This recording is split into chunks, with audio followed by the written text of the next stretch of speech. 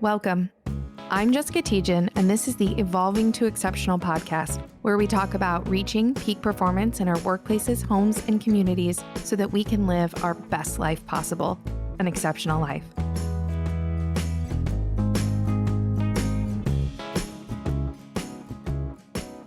Welcome back to this special episode of Evolving to Exceptional.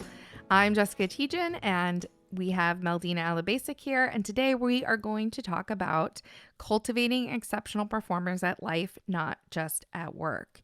And this is kind of a special topic because it came to me while I was reflecting on last week's school shooting in Texas. And the heartbreaking consequences of that event, followed by the standard political debates that happen every time we see one of these crises or major challenges occur. And then I got to thinking about that along with the challenges that seem to be ever present and increasing in our lives.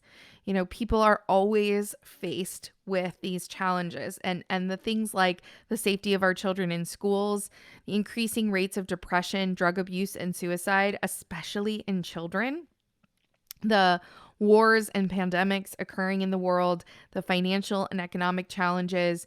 No matter what time we find ourselves in, there are just massive challenges in the world. And these challenges can occur at really small scales in our home, families, schools, workplaces, and communities as well.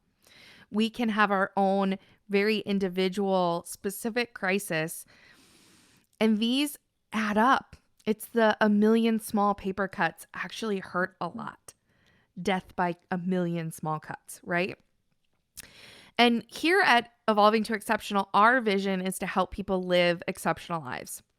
And so we got to thinking, what is it that prevents them from doing so? What do you think, Meldina? What are some of the things that prevent people from living their best life?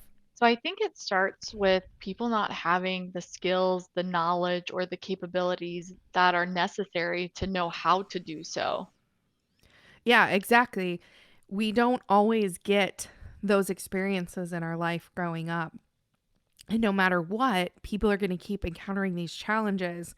And unless they're equipped with the capabilities to navigate them in life in general, both at work and at home, we're going to continue to struggle. We're going to continue to see the same cycles repeat with us, with our children, with their children, and so on.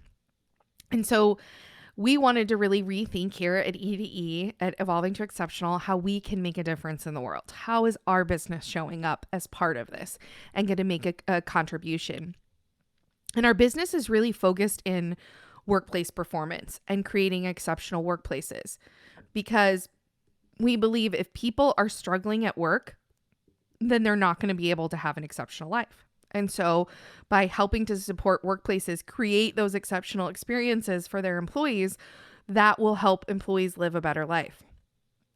But the opposite is true as well. If people are struggling at home, they will not be able to perform as effectively at work. And that's going to impact their life overall as well, which means it's critically important for us to address both. And if we really want to bring about change in our world today, workplaces have the unique potential to play a really key role by using what workplaces need to do anyway, which is cultivate performance skills. So today we want to talk about how can we use what workplaces do anyway in enhancing the performance of their people and have a positive impact on society at large. So, Jessica, you shared that people are just not equipped to be able to enjoy the experiences that they're going through in life. Why not? Why are people not equipped with these capabilities already? Yeah, absolutely. And I think in answering that question, I want to start by saying that it's not that people are wrong or bad or not effective. I went to school for years. I went to college, to grad school, to law school. I've spent the last decade in certification programs and courses and training and development and reading every book I can get my hands on. And I think that the reality is that these key capabilities that can really help us navigate the challenges we experience in the world aren't something that we're exposed to early in life, and they aren't something that we're taught in school. And oftentimes they are learned, but they come much later in our career or in our lives. They come through leadership development programs, Mhm. or they come after many years of experience, which unfortunately means that we don't have that knowledge as we're raising our families, as we're raising our children, to be able to apply it in that context and really transform and evolve our children's experiences further. Yeah, that really makes me think of how many times I've gone through something and afterwards, after I reflect on it, I say, I wish I would have known, right? I mean, we do that almost every single day. I wish I would have known. I wish I would have done that better. And it really goes back to that. Well, and on average, we don't learn things once. Yeah. We have to reapply it and experience it Mhm. repeatedly. And so, if we're not exposed to quality performance skills training, that is going to substantially decrease the likelihood that we develop those skills or we develop those capabilities. And we know that those types of training programs are not offered to everyone. You know, Mhm. businesses tend to focus on their high potentials, their leaders, their developer, those that they're going to make big investments in to provide them that high quality, highly effective training. But without these skills, both their performance suffers and their performance in their families also, for all of us, also suffers. And oftentimes, that performance training is really usually only applied at work. So when they're receiving that training, they're thinking about it only in the workplace employee Mhm. context, not in how does this apply or how does this work in my family home context. And I joke all the time about how much schooling we go to that none of it really contains how to parent, how to be in a marriage. You know, those types of courses, training, information, and knowledge only come from additional investment in terms of money, time, and resources by people choosing to make that investment on their own. And those programs can often be expensive and unobtainable by most individuals unless their workplace is providing it. So most people don't seek out and go get these programs or know which programs to use or know how to put them together or know what all the pieces are that they need. And so it ends up taking us a lifetime to develop skills that would have changed our lifetime if we'd had it earlier, that would have changed how we lived our lives if we could have obtained it earlier in our careers.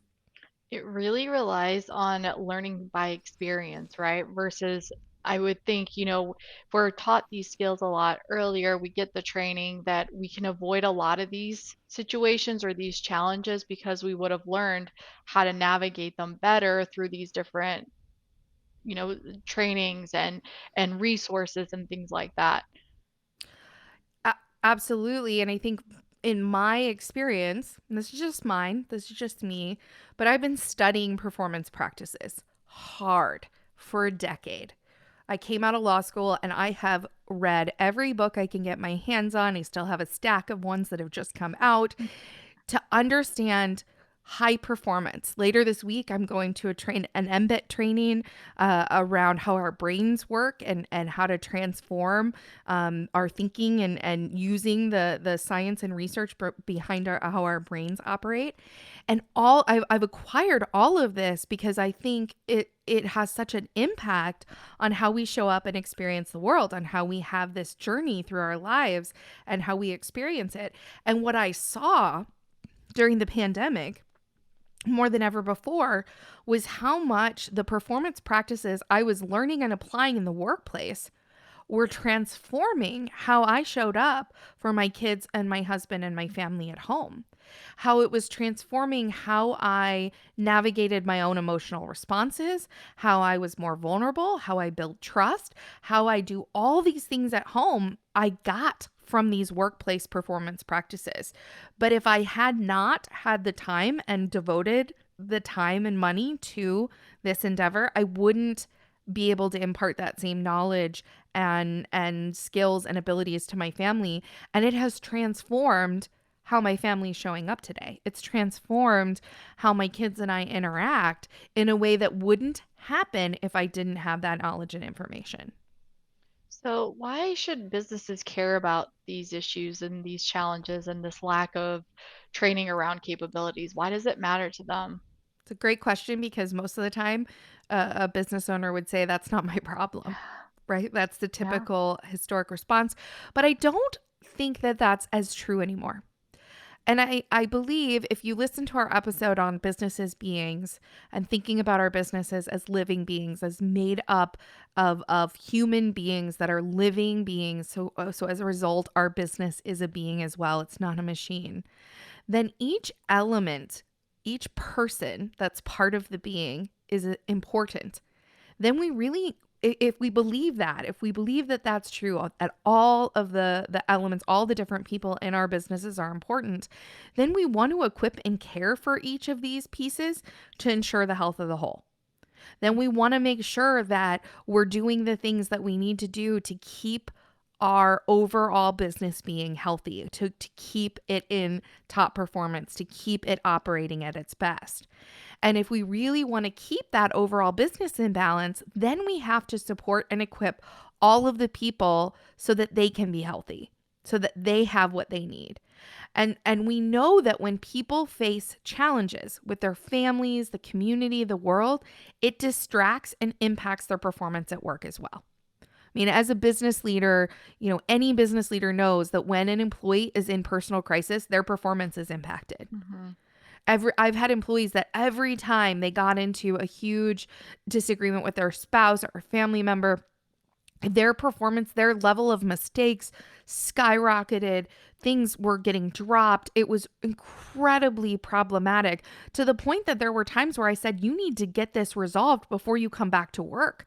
It would be better if you were not working until you dealt with these challenges because you're too distracted.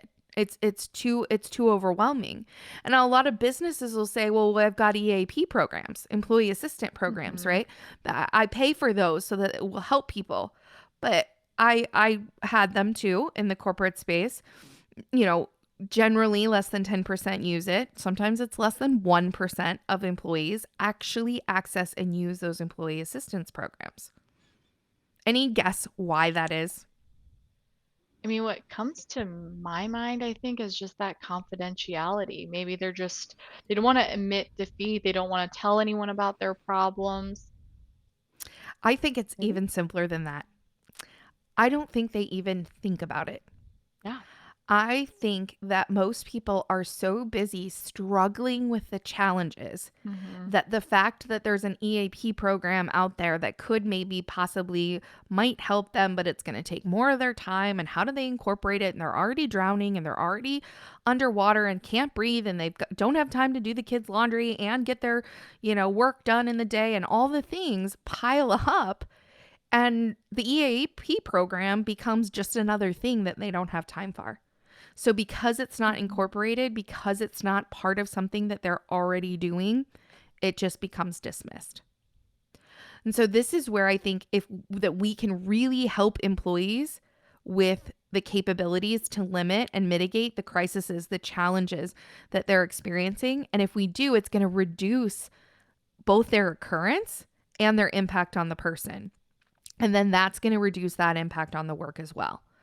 I like to use, I've thought about this for years of if we can help our employees maintain their marriages, have effective time, make sure they have time, make sure there's some balance there that they can do what they need to do, then we're going to have much less impact to our business than we are when they get divorced because we push them so Absolutely. hard and we hurt their family relationships. That divorce and what they go through and what that causes is going to be way more impactful to their performance in the business than giving them an appropriate amount of time to maintain their marriage and family relationships.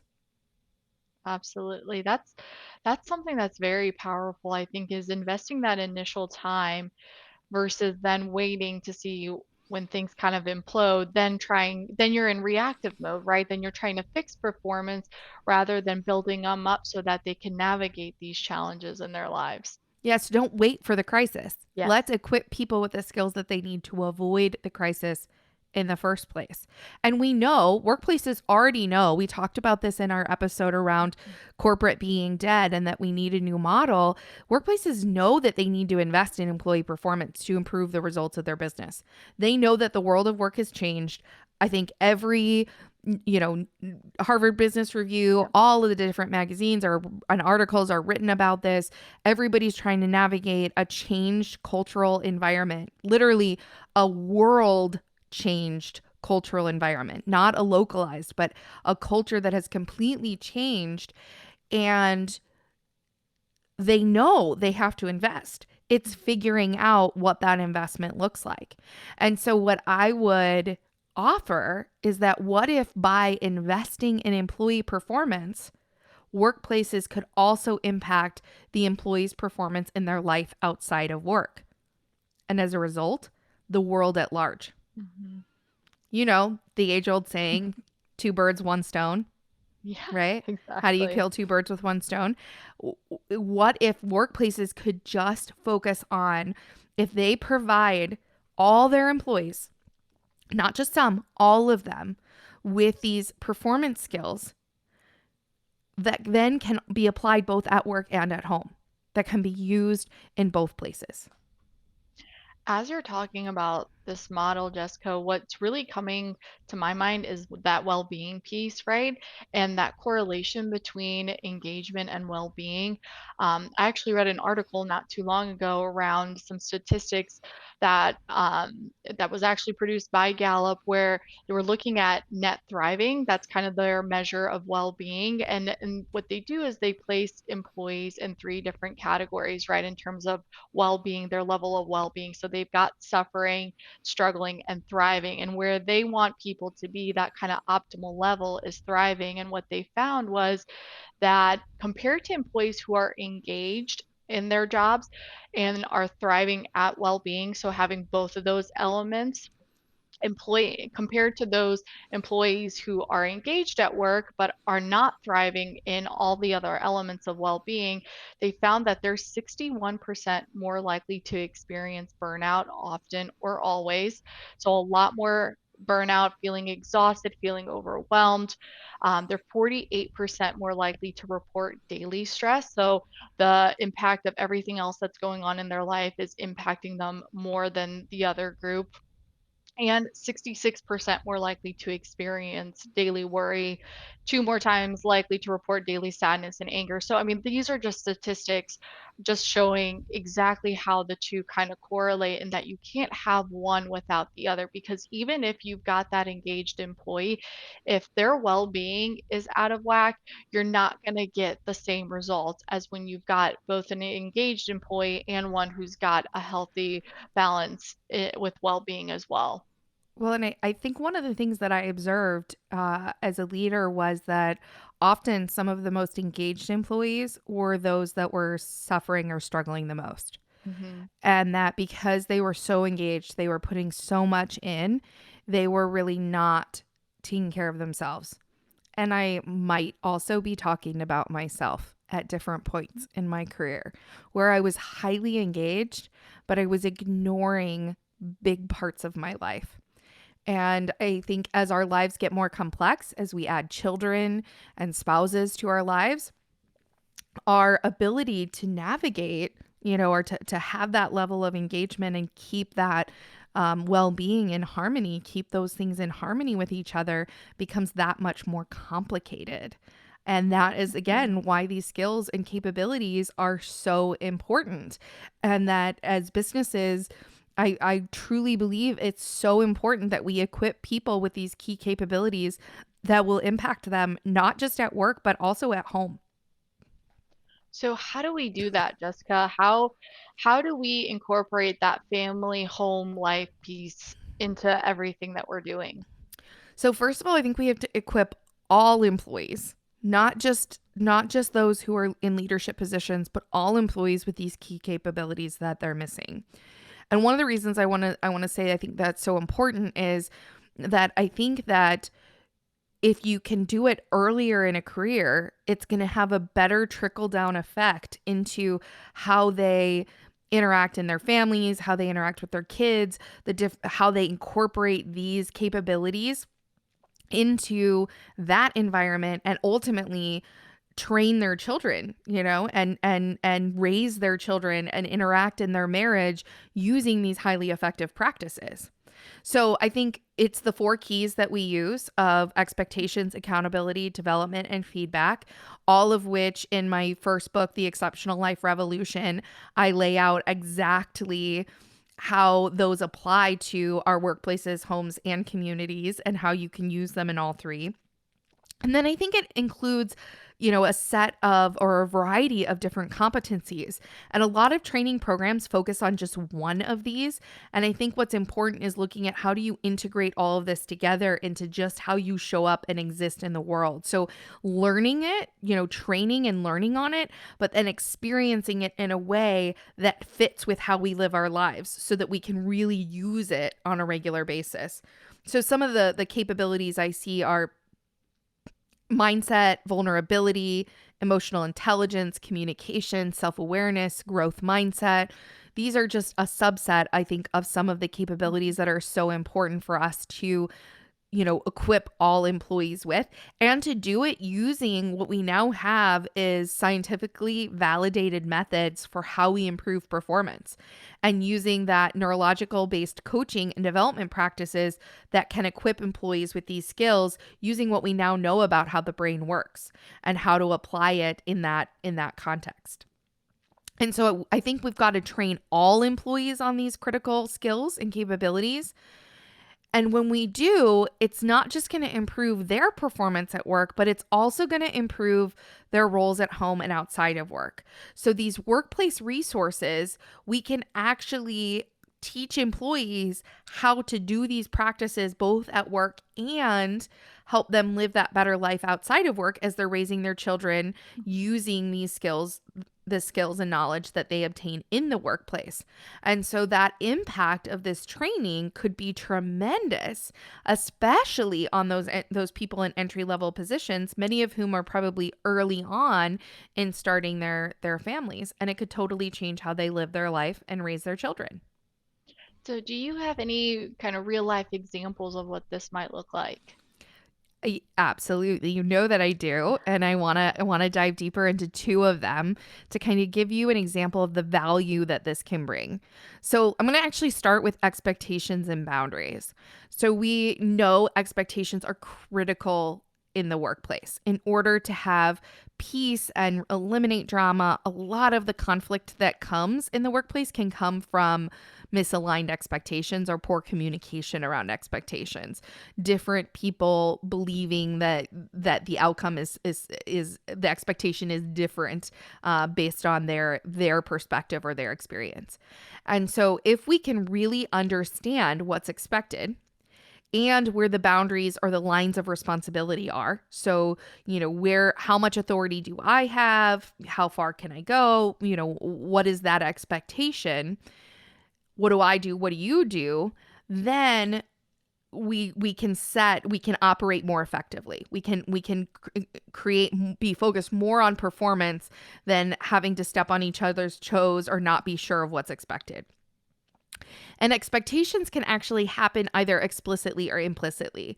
So they can either be clearly stated, like in a written job description or expectations document where you lay out exactly what's expected, or they can be implicit, meaning they're demonstrated through experience and repetition. So expectations can develop over time in the workplace based upon what gets rewarded and what gets punished or what gets criticized. And so that experience is gonna change what the expectation is. So in the workplace, if you're always rewarding success and punishing failure, then the expectation is going to be don't fail, always be successful, win at all costs.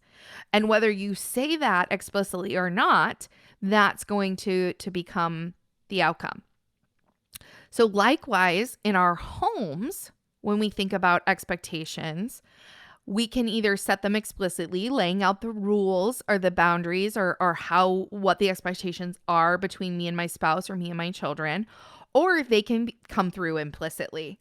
So if I am always doing the dishes every day, then I may implicitly set the expectation that I will always do the dishes.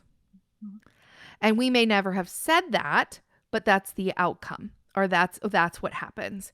And so if you don't have a conversation, one person may be thinking, "Oh, that's the expectation," and the other person may be thinking, "When did we ever set the expectation I was going to do the dishes every day?" And so when we have these inconsistent or unclear expectation, that's when we have the absolute worst outcomes in our homes or in workplaces. And so you can think about how frustrating, think about how frustrating that is for you at work when you're not sure, when it's not clear for you Mhm. what you're supposed to be doing or where those boundaries are or how much responsibility you have. Now, I want you to think about it how that would feel for your kids at home. And so you can really start to relate, okay, if it's this frustrating for me at work as things keep changing, how might my kids feel if one time I say yes and the next time I say no and I'm not explaining why? Mhm. Why did I say yes to watching a show after school yesterday and today I'm saying no? And so it starts to really make you aware as a parent or as a person within your family how these same principles apply both at work and at home, and how getting better at setting expectations and boundaries using the same approach or the same thought process can be applied then at home and help you create better awareness in how you're raising or providing input feedback to your children. Absolutely. And I know trust is another topic that kind of gets brought up a lot in trainings. What's the importance of that training in So that's our lives? another great example, right? So we need to have connection in order to create trust. So, in order to have trust, you've got to create connection. And we have to have trust in order to have that open and effective communication.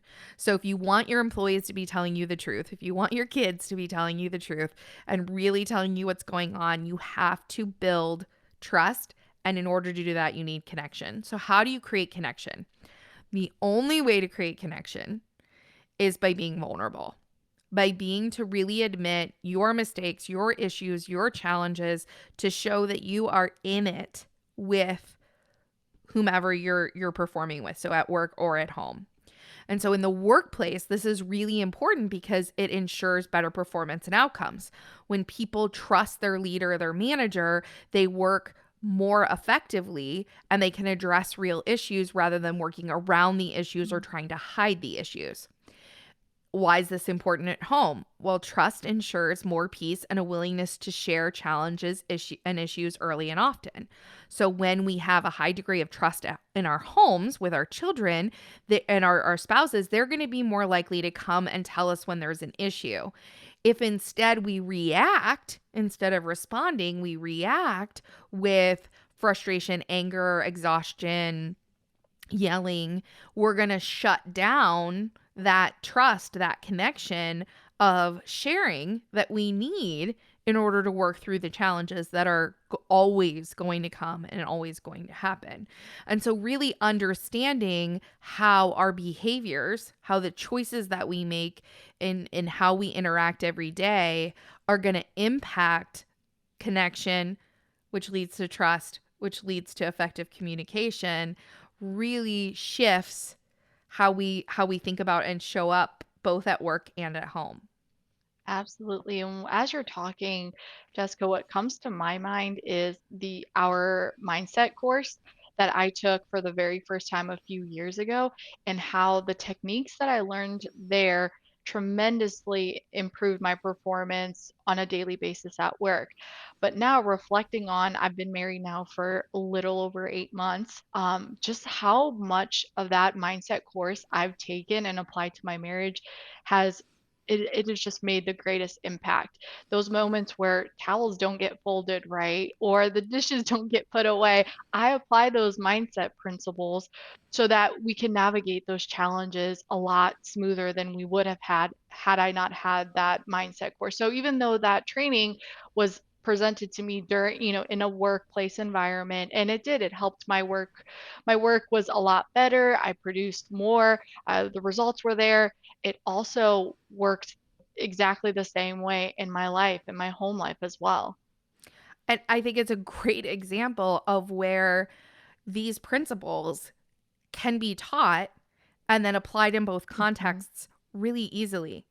So if we apply this knowledge to both work and home, it's going to have a positive impact on people, on our business, and on the broader world at large. It's going to have that trickle down effect.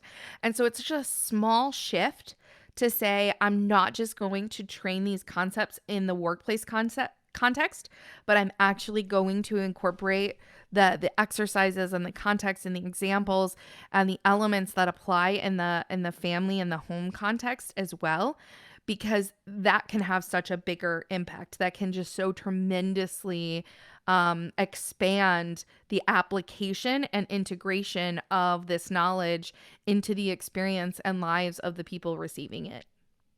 So, what is Evolving to Exceptional doing to support this new approach, this shift? And you know, you and I talked a lot about this, a lot about what this means for evolving to exceptional and what we're putting together. And we know, I've been through them. There's fantastic training programs out there to help improve employee engagement, performance, skills. You know, there are competency trainings on every single competency, you know, hours long, days long trainings that focus on those to really hone those skills and help people grow. But each one of these is costing potentially thousands of dollars, and maybe they're effective, maybe they're not effective. Um Maybe they're completely ineffective. You know, you don't know necessarily when you first take it. Most people don't have access to that, can't take all of those courses, can't get all of that information. And that alone is preventing some of the progress we'd like to see in our societies, our families, and our workplaces. So, what we want to do is create, and what we're doing is creating a training program and our peak performance certification that addresses these skills that can be used both at home and at work. And so, our certification is going to teach people how to gain this experience or skill set in both areas of their lives. So, the way that this looks is we're going to incorporate how to apply these key performance practices, our four keys of expectations, feedback, development, and accountability. There's four of them. Applying these four keys to peak performance to both our roles at work and at home. And we're going to include exercises, strategies, and techniques for both the workplace and families, so that when we're thinking about each of these elements and we're thinking about these skill sets, we're developing them not just at work, but actually at home, which is even better because it actually expands the time that we and opportunities we have for experiencing the skills, which is actually what turns them into skills from just knowledge to skill. And so this will allow us to really have our journeys through life be more enjoyable because we're equipped with skills that will allow us to enjoy it. And we're going to include all of this into our peak performance certification, into our coaching programs, so that we're applying it in both contexts. And we're going to be focused on finding all of the ways that we can to help individuals achieve this exceptional performance at life, not just at work, because that is really what evolving to exceptional is all about, is how do we help as many people as possible live that exceptional life and equip them with what they need to do so successfully. So we are hard at work on our peak performance certification, and we're planning to release it in full, hopefully by this fall. However, if you want to be part of our early access group, you can go to our website, you can sign up at a reduced price and start getting access as our courses become available. So if you have interest in getting ahead of the game and seeing what these courses are going to be about and how they're going to help you in performing not just at work but at home, and you don't have to make more time because it applies to both, then jump in, check it out. And we look forward to hopefully partnering with businesses in the near future to be able to provide them with the same type of training that can have such an impact for their employees in both contexts and really make a difference in their lives. So, thank you so much for being part of this special episode of Evolving to Exceptional. I am Jessica, and remember to always keep evolving. We'll talk to you again next week.